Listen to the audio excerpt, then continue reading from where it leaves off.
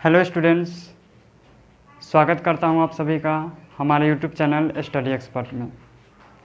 Students, हम आप लोगों के लिए क्लास 11th चैप्टर 1 एक्सरसाइज 1.3 का आज क्वेश्चन कराने वाले हैं। ठीक है दोस्तों, तो अगर आपको हमारी वीडियो अच्छी लगती है तो कृपया इसे लाइक, शेयर एंड सब्सक्राइब ज़रूर करें, ताकि मैं कोई भी वीडियो बनाऊं तो सबसे पहले नोटिफिकेशन आप तक पहुंचे, है ना। तो चलिए देर ना करते हुए आज के टॉपिक के ऊपर आते हैं। एक्सरसाइज 1.3 एनसीईआरटी का चैप्टर 1, है ना। पहला क्वेश्चन है, रिक्त स्थानों में सबसेट और सबसेट नहीं को भरकर सही कथन बनाइए। मतलब कौन किसका सबसेट है और सबसेट नहीं है वो हमें रिक्त स्थान पे भरना है। तो सबसेट कौन होता है कौन नहीं होता है इसका वीडियो मैंने बनाया था, है ना। फर्स्ट क्वेश्चन है 2, 3, 4 और यहाँ पे 1, 2, 3, 4, 5। तो क्या ए वाला इसका सबसेट है? तो सबसेट होने के लिए इसका पूरा एलिमेंट इसमें होना चाहिए। तो देखिए, क्या इसका पूरा एलिमेंट इसमें है? 2 है, 3 है, 4 है, इसमें भी 2, 3, 4 है। तो हाँ, पहला वाला जो है, पहला यह जो है इस सेट का सबसेट कहलाएगा। ठीक है। दूसरा में देखिए ए बी सी है, ए बी सी है, तो क्या इसमें भी ए बी सी है? बी सी तो है, इसका बी सी तो है, लेकिन इसका ए जो है इसमें शामिल नहीं है। तो कोई भी एलिमेंट अगर शामिल नहीं है इसका इसमें, तो सबसेट उस स्थिति में नहीं कहलाएगा। जब सबसेट नहीं कहलाएगा तो क्या करेंगे? इसको काट देंगे। तीसरा नंबर क्वेश्चन, एक सच दैट एक्स आपके विद्यालय की कक्षा 11th का एक विद्यार्थी है। मतलब आपके विद्यालय में जो क्लास 11th का जो विद्यार्थी होगा, है ना, उसका सेट है यह। और इधर है एक सच दैट एक्स आपके विद्यालय का एक विद्यार्थी है।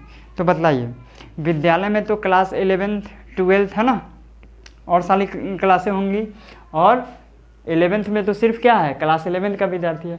तो क्या क्लास 11th का विद्यार्थी आपके विद्यालय का विद्यार्थी होगा कि नहीं होगा? होगा, है ना। इसका पूरा का पूरा विद्यार्थी जो है इसमें शामिल है। तो शामिल है तो यह जो है इसका क्या कहलाएगा? सेट कहलाएगा। ठीक, सेट कहलाएगा। तो इसको क्या करेंगे? हम इस तरह से लिख देंगे। ठीक है दोस्तों, अगले क्वेश्चन की ओर आते हैं। चौथा नंबर है, एक सच दैट एक्स किसी समतल में स्थित एक वृत्त है, और इधर है एक सच दैट एक्स एक समान समतल में वृत्त है जिसकी त्रिज्या कितना है? 1 इकाई है ना। अब इस क्वेश्चन को समझते हैं। समतल है, कोई समतल है ना। मान लेते हैं इसका फिगर यहाँ पे बना देते हैं हम, है ना। इस तरह का समतल है। ठीक ठीक, किसी समतल में स्थित एक वृत्त है। किसी समतल में स्थित कोई भी वृत्त होगा, है ना, उसकी त्रिज्या जो है हो सकता है क्या हो? 1 रेडियस का हो, या 1 से ज़्यादा का हो, 2 का हो, 3 का हो, 4 का हो। इस तरह से बहुत सारे जो है क्या है समतल में जो है वृत्त है ना। तो ए वाला कंडीशन है। और इधर कह रहा है कि एक सच दैट एक समान समतल में वृत्त है जिसकी त्रिज्या कितना है? 1 इकाई है। मतलब उसका त्रिज्या जो है सिर्फ 1 इकाई होना चाहिए। मान लेते हैं कि ये जो समतल होगा, है ना, इसमें सिर्फ जो है 1 इकाई वाला क्या होगा? 1 इकाई वाला इस तरह से वृत्त है दोस्तों। तो अब बतलाइए, इसमें तो 1 इकाई या 2 इकाई, 3 इकाई, 4 इकाई, मतलब जो है हर इकाई का वृत्त है। और इसमें सिर्फ 1 इकाई वाला वृत्त है ना, त्रिज्या जिसका क्या हो? 1 इकाई हो। और इसमें मतलब 1 इकाई, 2 इकाई, कोई भी त्रिज्या हो सकता है। ठीक, तो अगर ये वाला चीज़ इधर आता तो ये जो है इसका सबसेट है, ना कि ये जो है इसका सबसेट है ना। ये अभी कहलाएगा सुपर सेट किसका? यानी अधिसमुच्चय कहलाएगा इसका, है ना। लेकिन हमको क्वेश्चन में कह रहा है कि क्या ये चीज़ जो है इसका सबसेट है? तो नहीं है ना। यहाँ पर यह इसका सबसेट नहीं होगा दोस्तों। ठीक है, समझ पा रहे हैं? ठीक, अगला क्वेश्चन है, एक सच दैट एक्स किसी समतल में स्थित एक त्रिभुज है, और इधर एक सच दैट एक्स किसी समतल में स्थित एक आयत है। मतलब किसी समतल में स्थित त्रिभुज है, बहुत सारे त्रिभुज, हर तरह के त्रिभुज होंगे, और इधर इस साइड जो है उसी समतल में स्थित क्या है? आयत है।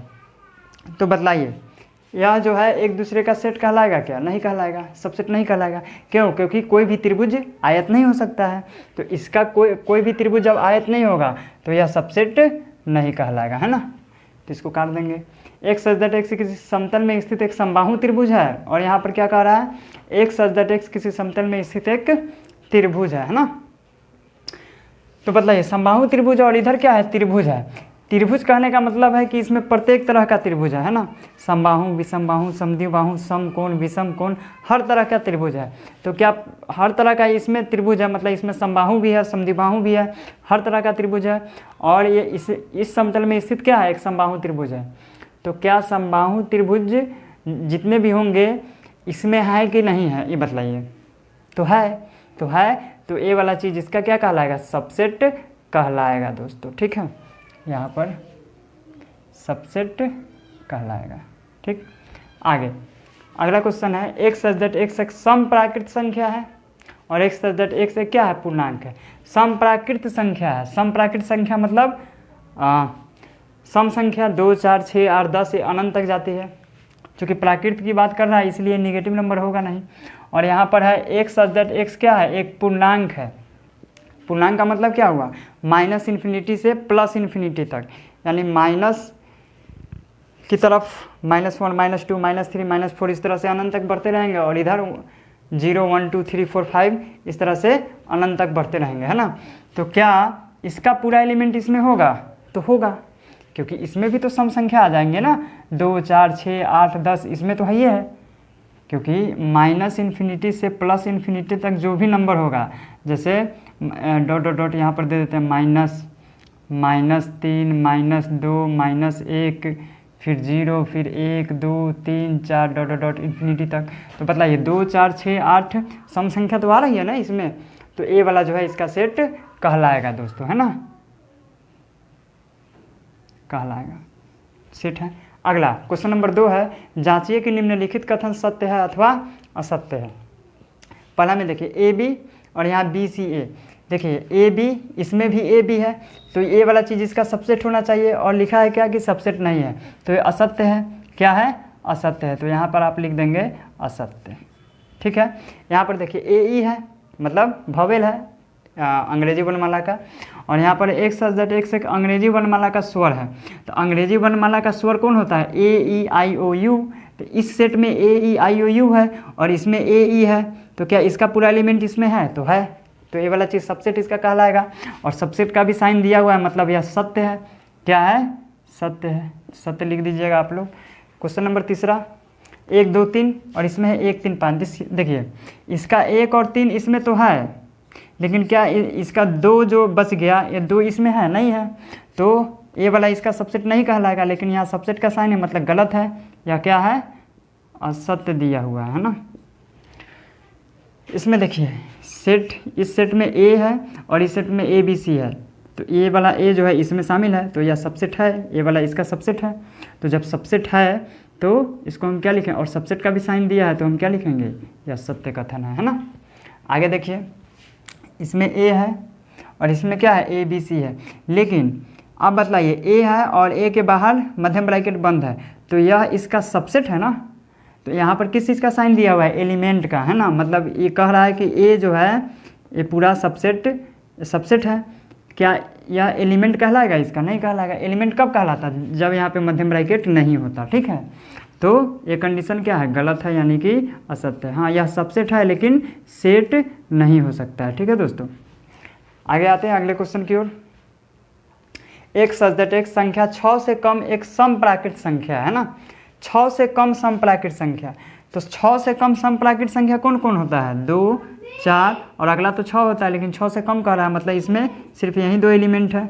और इधर जो है एक सच दैट एक्स एक प्राकृत संख्या है जो संख्या 36 को विभाजित करती है।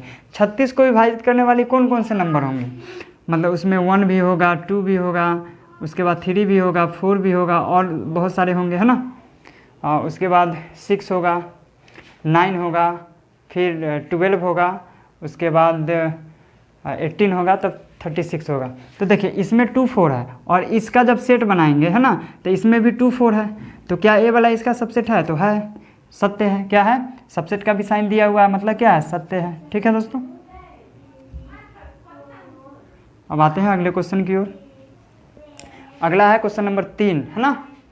मान लीजिए कि ए बराबर 1, 2, 3, 4, 5, है ना।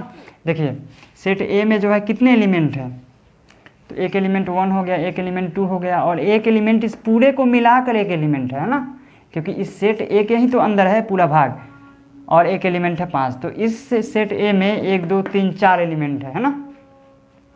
अब देखिए निम्नलिखित में से कौन सा कथन सही नहीं है और क्यों नहीं है। जो सही नहीं है उसको बतलाना है कि क्यों नहीं है। पहला में दिया हुआ है 3 4 जो है ए का सबसेट है, तो देखिए 3 4 जो है इसके अंदर है, 3 4 जो है क्या है, 3 4 जो है सेट ए के अंदर है। जैसे 1 सेट के ए के अंदर है तो यह 1 ए का एलिमेंट कहलाता है। उसी तरह से 3 4 जो है यह ब्रैकेट के साथ है, तो ब्रैकेट के साथ है तो यह पूरा का पूरा ए का क्या है, एलिमेंट होगा। क्या होगा, एलिमेंट होगा। सबसेट के लिए क्या होता है कि जो भी ए के अंदर है उसके बाहर क्या लगाते हैं, मध्यम ब्रैकेट। तो इसमें तो मध्यम ब्रैकेट पहले से लगा हुआ है। अगर यह ए का सबसेट कब कहलाएगा, जब इसमें एक और मध्यम ब्रैकेट यहाँ पर लगाते। ठीक है दोस्तों, तो यहाँ पर अभी यह जो है 3 4 और ये मध्यम ब्रैकेट्स के साथ बंद है, ब्रैकेट के साथ बंद है, तो यह जो है ए का एलिमेंट कहलाएगा, ना कि सबसेट कहलाएगा। तो ये क्या है, असत्य है। क्या है, सही नहीं है, मतलब गलत है। क्या है, गलत है। सही कब होगा, या इसका जो है एलिमेंट होगा, सही कब होता है, जब इसमें एक और मध्यम ब्रैकेट लगाते हैं। समझ रहे हैं ना। चलिए अब इसको स्टेटमेंट के रूप में कैसे लिखिएगा, यहाँ पर लिखिएगा, चूँकि ये वाला पूरा मतलब लिखकर उसके आगे लिखना है कि चूँकि यह जो है ए का क्या है, एलिमेंट है ना, इसलिए यह सबसेट नहीं है। अगला क्वेश्चन, 3 4 जो है ए का एलिमेंट है, सत्य है। क्यों, क्योंकि पूरा भाग जो है यहाँ पर लाया गया है ना, जो भी ब्रैकेट है उस ब्रैकेट के साथ लाया हुआ है, तो यह जो है ए का एलिमेंट कहलाएगा, तो ये सत्य है, सही है। ठीक। तीसरा नंबर क्वेश्चन देखिए, अभी हम चर्चा कर रहे थे, यह तो ए का एलिमेंट है। क्या है, एलिमेंट है, लेकिन एलिमेंट के बाहर हम क्या लगा दें, इस तरह का ब्रैकेट दे दे, तब यह जो है ए का क्या कहलाएगा, सबसेट कहलाएगा, और सबसेट का साइन है मतलब सही है। अगला क्वेश्चन आते हैं, 1 जो है ए का क्या है। अब देखिए 1 इसमें तो मध्यम ब्रैकेट लगा हुआ नहीं है, ब्रैकेट तो लगा हुआ नहीं है, तो 1 जो है ए का क्या कहलाएगा, 1 जो है ए का एलिमेंट कहलाएगा। लेकिन इसी 1 में जो है ब्रैकेट लगा देंगे तब 1 ए का क्या कहलाता, सबसेट कहलाता। 1 ए का एलिमेंट कहलाएगा, और यहाँ पर एलिमेंट का भी साइन है मतलब सत्य है। यहाँ 1 जो है ए का सबसेट है क्या, अभी बतलाया है ना, जब इसमें ब्रैकेट लगा हुआ रहेगा तब यह सबसेट होगा ए का, मतलब यह गलत है। अगला क्वेश्चन, 1 2 5 सबसेट है ए का। 1 2 5 देखते हैं, 1 यहाँ पर है, 2 यहाँ पर है, 5 यहाँ पर है, अलग अलग है, अकेला अकेला है ना, और इसको ब्रैकेट से बंद किया गया है ना, कर्ली ब्रैकेट से, तो यह पूरा जो है ए का सबसेट कहलाएगा, मतलब सत्य है। यह क्या है, सत्य है। अगला क्वेश्चन, 1 2 5 1 2 5 1 2 5 वही चीज़ है, लेकिन ब्रैकेट लगाया हुआ है, कर्ली ब्रैकेट, और यहाँ पर एलिमेंट का साइन दे दिया, ये तो सबसेट होना चाहिए। अगर हाँ यहाँ पर ब्रैकेट हटा देंगे तब यह तीनों जो है ए का एलिमेंट कहलाएगा।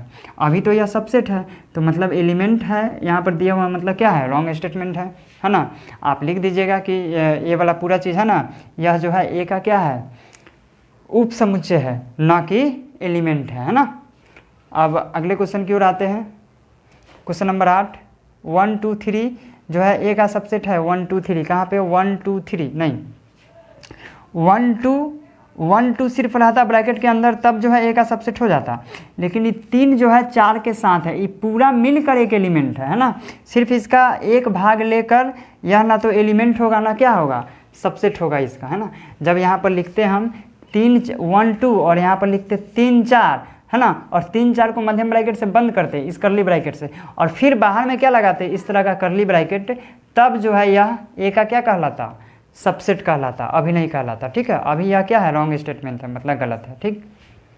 5 जो है एक एलिमेंट है नहीं, 5 जो है किसी भी सेट का क्या होता है, 5 जो है किसी भी सेट का उप समुच्चय होता है, ना कि एलिमेंट होता है, तो ये भी रॉन्ग है। आप लिख दीजिएगा कि चूँकि 5 जो है प्रत्येक समुच्चय का क्या होता है, उप समुच्चय होता है, अतः यह 5 जो है ए का एलिमेंट नहीं होगा, है ना, असत्य है।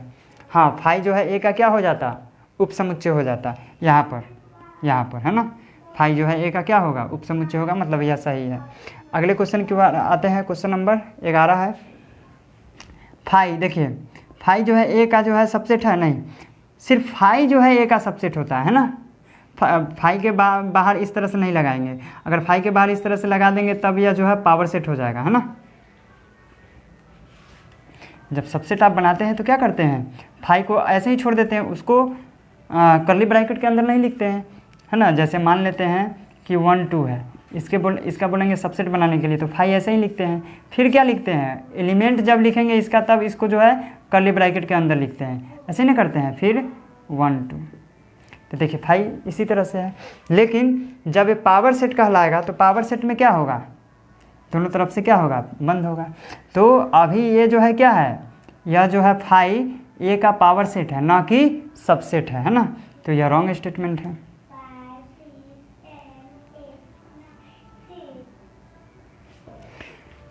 अगले क्वेश्चन है, अगला क्वेश्चन नंबर 5 है ना। क्वेश्चन नंबर 5, पहले क्वेश्चन नंबर 5 देख लेते हैं, 3 तक हो गया, उसके बाद 4 से देखेंगे।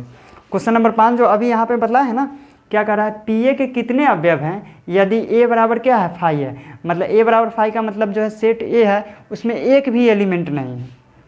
तो सेट ए में एक भी एलिमेंट नहीं है, तो मतलब सेट ए का पावर सेट क्या होगा, है ना, इसका पावर सेट क्या होगा। तो देखिएगा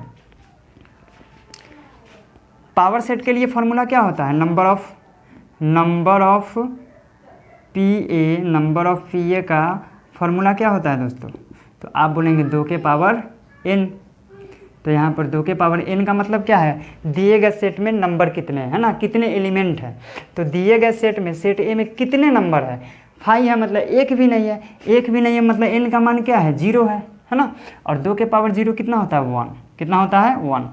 मतलब पी ए में कितने एलिमेंट होंगे, जब किसी सेट में एक भी एलिमेंट नहीं होगा तो पावर सेट में कितने एलिमेंट होंगे, एक एलिमेंट होंगे। और वह एक एलिमेंट कौन होगा, वह एक एलिमेंट जो होगा वही 5 होगा, है ना।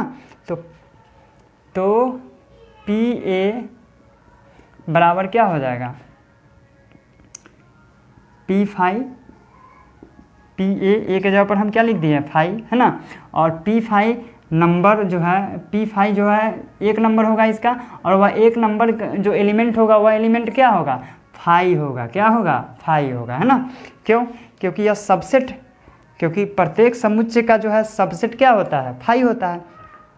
तो पावर सेट का भी सबसेट क्या होगा, 5 ही होगा। लेकिन पावर सेट में क्या होता है, दोनों तरफ से ब्रैकेट से क्या करते हैं, बंद करते हैं ना। तो इसको ये बंद करेंगे, है ना। मतलब पावर पी ए के कितने अवयव हैं, यदि ए बराबर 5 तो पी ए के एक अवयव है। अगर अब पूछा जाए कि यह वो एक अवयव है वह कौन सा है, तो ए वाला है। ठीक है, क्लियर हुआ होगा, है ना। जो भी पॉइंट्स नोट करना चाहते हैं आप लोग नोट कर सकते हैं। अब आते हैं अगले क्वेश्चन की ओर, क्वेश्चन नंबर 4। 3 के बाद 5 बतलाए थे, अब 4 से देखिए। निम्नलिखित समुच्चयों के सभी उप समुच्चय लिखिए, है ना। उप समुच्चय बतलाए होंगे, है ना। इस सेट में एक एलिमेंट है तो उप समुच्चय क्या होंगे, एक तो उप समुच्चय 5 होता है ना। एक उप समुच्चय क्या होता है, 5, और एक स्वयं। तो स्वयं पूरा, चूंकि एक ही एलिमेंट है तो ये एक ही स्वयं एक ही बार आएगा, तो मतलब इसमें 2 एलिमेंट हो गए। और नंबर कितने होंगे, 2। जब एक एलिमेंट किसी भी सेट में होंगे तो उसके सबसेट कितने होंगे, 2 होंगे। एक तो 5 होगा और एक या वह स्वयं होगा, है ना। इसमें 2 एलिमेंट है तो सबसे पहला सबसेट 5 होगा यानी उपसमुच्चय। उसके बाद एक एक का बनाएंगे तो ए, फिर क्या होगा बी, फिर क्या होगा स्वयं यानी ए बी, है ना। फिर इसका जो है सबसेट बनाएंगे 1 2 3, 3 एलिमेंट है। उपसमुच्चय बनाएंगे तो सबसे पहले तो 5 आएगा, फिर क्या आएगा, एक को लेकर बनाइए तो 3 बार है इस तरह से, फिर 3 होगा। एक एक को लेकर बना दिए। अब क्या करेंगे, 2 2 को लेकर बनाएंगे तो पहले 1 2 ले लीजिए, फिर 1 3 ले लीजिएगा, 1 2 फिर 1 3, 1 2 हो गया, 1 3 हो गया। अब 1 के साथ तो कुछ होगा नहीं, अब 2 के साथ 1 तो आ गया, 2 के साथ 1 आ गया है। अब 2 के साथ क्या 3, 2 के साथ 3। अब देखिए पूरा का पूरा 2 के साथ हो गया, हाँ हो गया। अब देखिए 2 के साथ 3, अब फिर 3 के साथ 2 तो यहीं पे है, 3 के साथ 2, फिर 3 के साथ 1, 3 के साथ 1 यहीं पे है। तो 2 के साथ भी पूरा पूरा हम बना लिए। अब पूरा का पूरा स्वयं यानी 1 2 3। ठीक है दोस्तों, इस तरह से 8 एलिमेंट होंगे इसके। अच्छा, अब है अगला 5, है ना। 5 मतलब निम्नलिखित समुच्चयों के सभी उप समुच्चय लिखे, मतलब कोई सेट होगा जिसमें एलिमेंट एक भी नहीं है, 5 है ना। तो इसके जो उप समुच्चय होंगे क्या होंगे, 5 ही होंगे। कितने होंगे, 5, क्योंकि किसी भी समुच्चय का उप समुच्चय क्या होता है, 5 होता है। तो जैसे देखिए इसका भी उपसमुच्चय एक फाई था ना, तो यह भी एक सेट है, नल सेट है, मतलब जिसमें एक भी अवयव नहीं है, तो इसमें भी उपसमुच्चय क्या होंगे, फाई होंगे, है ना। अब आगे क्वेश्चन नंबर 6, 4 के बाद 5 हो गया था, अब 6, निम्नलिखित को अंतराल रूप में लिखिए। अंतराल पिछली वीडियो में हमने बतलाया होगा, है ना, कि यह जो है समुच्चय निर्माण में है, तो इसको अंतराल के रूप में कैसे लिखते हैं, कैसे लिखते हैं।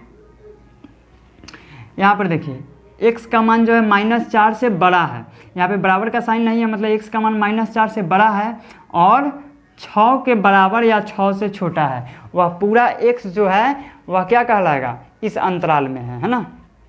मतलब जितने भी रियल नंबर है वह x जो है रियल नंबर होगा, यानी वास्तविक संख्या होगा, और वह वास्तविक संख्या -4 से बड़ा होगा, -4 से बड़ा वास्तविक संख्या, और 6 के बराबर या 6 से छोटा, -4 और 6 के बीच का नंबर है जिसमें 6 शामिल होगा, है ना। यही ना होता है, जब भी जहाँ पे बराबर रहता है वो चीज़ अंतराल में शामिल होता है ना। तो इसको अंतराल के रूप में कैसे लिखेंगे, चूँकि लेफ्ट साइड से जो है बराबर का चिन्ह नहीं है, तो इसको छोटी ब्रैकेट लिखते हैं और -4 लिखेंगे और कॉमा, राइट साइड क्या है 6 है, तो 6 लिखेंगे। अब बड़ी ब्रैकेट देंगे कि नहीं देंगे, देंगे, क्यों, क्योंकि यहाँ बराबर का साइन है, तो बराबर का साइन है, बड़ी ब्रैकेट का मतलब होता है कि यह 6 शामिल है ना। इसमें देखिए, अब इसको देखिए, इसको अंतराल जो है 4 तरह के होते हैं। एक होते हैं बंद अंतराल, मतलब दोनों तरफ से बंद रहेंगे। एक होता है खुला अंतराल, जो दोनों तरफ से खुला रहेगा, मतलब दोनों तरफ से जिसमें छोटी ब्रैकेट रहेगा, जिसमें दोनों तरफ से छोटी ब्रैकेट रहेगा इसको बोलेंगे खुला अंतराल, और जिसमें दोनों तरफ से रहेगा बड़ी ब्रैकेट इसको बोलेंगे बंद अंतराल, और एक तरफ से छोटी ब्रैकेट एक तरफ से बंद। तो देखिए यह होता है खुला बंद अंतराल। खुला किस तरफ से है, लेफ्ट साइड से, बायां साइड से, और बंद किस साइड से है, राइट साइड से, ठीक है। तो इसको ऐसे ही बोल सकते हैं बाएं लेफ्ट साइड से खुला तथा दाएं साइड से बंद अंतराल, और जब ये वाला रहेगा तो लेफ्ट साइड से बंद तथा दाएं साइड से खुला हुआ अंतराल, ठीक है। और आपकी एनसीईआरटी बुक में, एनसीईआरटी में तो यही है, लेकिन अदर बुक में जो है खुला अंतराल को जो है, जो छोटी ब्रैकेट को इस तरह से भी दर्शाया गया है, मतलब इसी चीज़ को ऐसे लिख सकते हैं, खुला अंतराल को बड़ी ब्रैकेट ही देंगे लेकिन इस तरफ से, बाहर की तरफ, है ना, और यहाँ पर लिखेंगे -4, 6 बंद है तो इस तरह से, ठीक, मतलब दोनों सही है ना। आगे आते हैं इस क्वेश्चन पे, -12 में बराबर का चिन्ह नहीं है तो क्या करेंगे, -12 छोटी ब्रैकेट में लिखेंगे, और -10 में भी बराबर का चिन्ह नहीं है तो माइनस यहाँ पे 10 लिखेंगे और छोटी ब्रैकेट ही लिखेंगे। इसका मतलब क्या हुआ कि -12 और -10 के बीच जितने भी रियल नंबर है वो सब इस सेट में है, लेकिन -12 और -10 इसमें शामिल नहीं है ना। अब आते हैं अगले क्वेश्चन की ओर। अच्छा, इसको जो है एक और तरीका से कैसे लिख सकते हैं, दोनों तरफ से खुला हुआ है तो इस तरह से दोनों तरफ से खोल देंगे।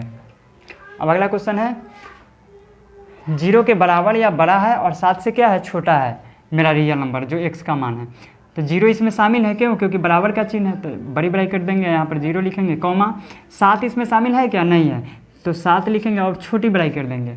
या इसको एक और तरीका से लिख सकते हैं, 0 तो शामिल है और ये 7 खुला हुआ है, तो इसको इस तरह से भी लिख सकते हैं। अब आते हैं अगले क्वेश्चन की ओर। 3 भी शामिल है, 4 भी शामिल है, और 3 और 4 के बीच में जितने भी रियल नंबर आएंगे उस सब का सब जो है इस सेट के अंदर है। 3 और 4 के बीच में बहुत सारे नंबर होंगे रियल नंबर, 3.1, 3.001, 3.2, है ना, बहुत सारे। दोनों बंद है तो दोनों को बड़ी ब्रैकेट से बंद करेंगे, यहाँ पर 3 लिखेंगे, यहाँ पर 4 लिखेंगे, दोनों तरफ से बंद, ठीक। अब आते हैं क्वेश्चन नंबर 7 पर, निम्नलिखित अंतराल। तो क्वेश्चन नंबर 6 तक कंप्लीट है ना। अब देखते हैं आगे क्वेश्चन नंबर 7, एक्सरसाइज 1.3 का क्वेश्चन नंबर 7, है ना।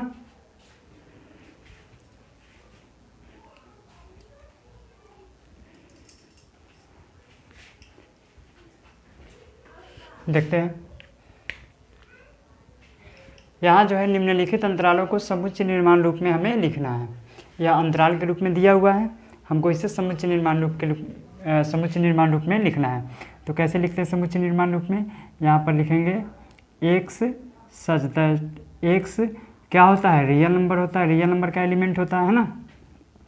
और यहाँ पर देखिए -3, तो यहाँ पर लिखेंगे -3 और बराबर इस तरह का साइन देंगे। अब यहाँ पर बराबर का साइन देंगे कि नहीं देंगे, तो वह हम देखेंगे। यहाँ पर देखिए बड़ी ब्रैकेट है कि छोटी ब्रैकेट है? छोटी ब्रैकेट है, तो यहाँ पर बराबर का साइन नहीं होगा, सिर्फ बड़ा वाला साइन होगा। और यहाँ पर लिखेंगे x और फिर क्या लिखेंगे, फिर इस तरह का साइन देंगे और फिर क्या लिखेंगे 0। और यहाँ पर बराबर का साइन होगा कि नहीं होगा? तो 0 के साइड भी क्या है, छोटी ब्रैकेट है, मतलब दोनों में कहीं भी इक्वल का साइन नहीं होगा दोस्तों। तो ये हो गया इसका समुच्चय निर्माण रूप। अब आगे देखिए, इसको लिखेंगे कैसे, x सच दैट x जो है R का एलिमेंट है, मतलब रियल नंबर का एलिमेंट है, और यह जो है 6 से, अच्छा यहाँ पे बड़ी ब्रैकेट है तो यहाँ पर इक्वल का भी साइन आएगा, और x, और यहाँ पर भी जो है इक्वल का साइन आएगा। क्यों? क्योंकि इधर भी क्या है, बड़ी ब्रैकेट है, मतलब बंद ब्रैकेट है 12। ठीक, इसका मतलब क्या हुआ कि x का मान 6 और 12 के बीच में है, और उस रियल नंबर में 6 और 12 दोनों शामिल है। ऊपर वाले में -3 और 0 के बीच में जितने भी रियल नंबर होते हैं सब होंगे, लेकिन -3 और 0 शामिल नहीं होंगे। इस वाले क्वेश्चन में आते हैं, यहाँ पर लिखेंगे x सच दैट x जो है रियल नंबर का एलिमेंट है, और 6 जो है शामिल नहीं होगा। क्यों? छोटी ब्रैकेट है, और यहाँ पर 12 शामिल होगा। क्यों? क्योंकि यहाँ पर बड़ी ब्रैकेट दिया हुआ है। ठीक है, इस वाले क्वेश्चन में x सच दैट x जो है रियल नंबर का एलिमेंट है, और -23 इसमें शामिल होगा कि नहीं होगा? होगा। क्यों?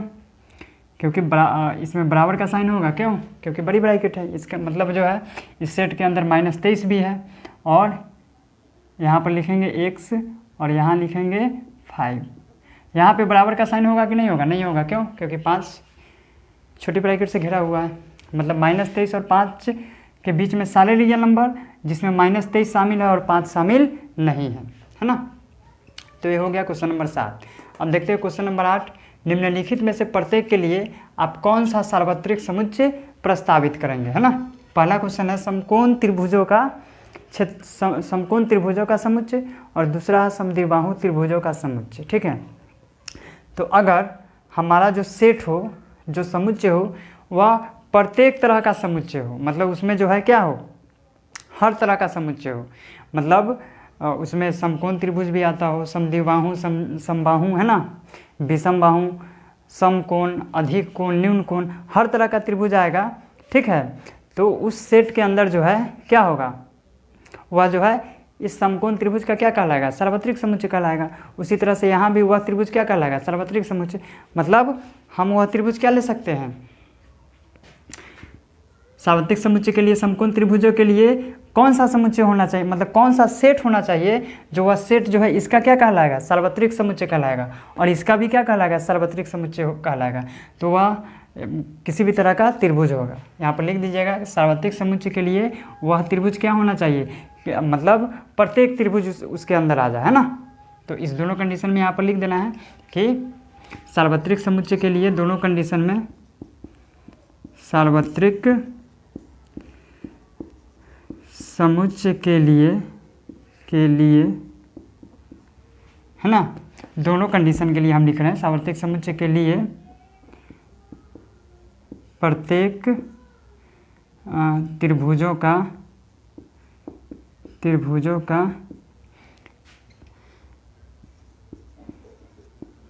समुच्चय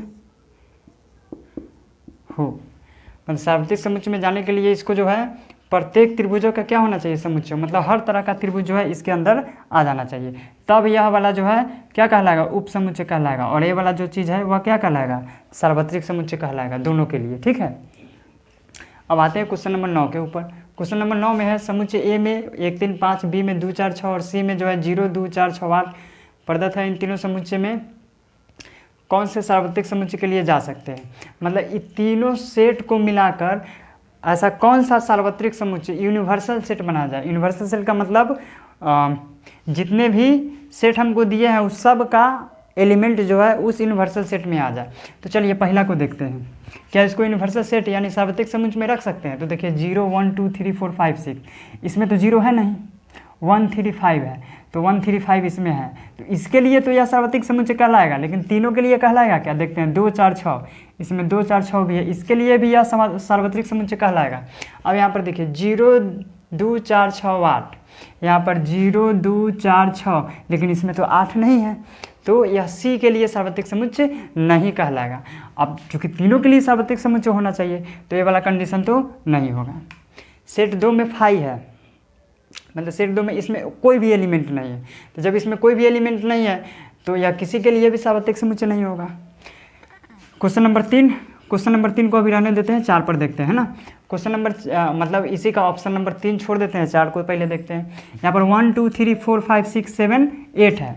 अब देखिए सेट 1 के लिए 1 3 5 सेट 1 के लिए तो सार्वत्रिक समुच्चय होगा। सेट बी के लिए 2 4 6 2 4 6 बी के लिए भी होगा। 0 2 4 6 8 यहाँ पर 2 4 6 8 तो है, लेकिन सी में जो है 0 है और इस सेट में 0 नहीं है। 0 भी होता तब यह सी के लिए भी सार्वत्रिक समुच्चय होता, तो मतलब यह सी के लिए सार्वत्रिक समुच्चय नहीं है, मतलब तीनों के लिए यह नहीं है ना।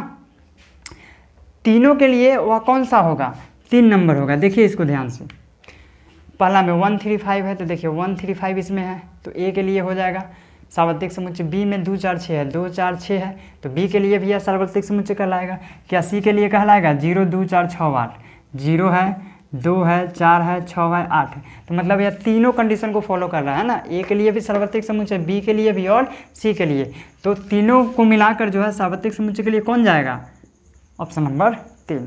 ठीक है, हो गया। अब आप लोग के एक्सरसाइज चैप्टर 1 का समुच्चय जो एक्सरसाइज 1.3 है कंप्लीट हुआ है ना। अब अगले वीडियो में हम अब इसके आगे नेक्स्ट पार्ट हम देखेंगे अगले वीडियो में, है ना, जिसमें कॉन्सेप्ट बतलाया जाएगा, है ना। तब तक के लिए धन्यवाद। और अगर आपको हमारी वीडियो अच्छी लगे तो कृपया इसे लाइक और सब्सक्राइब जरूर करें, है ना। धन्यवाद।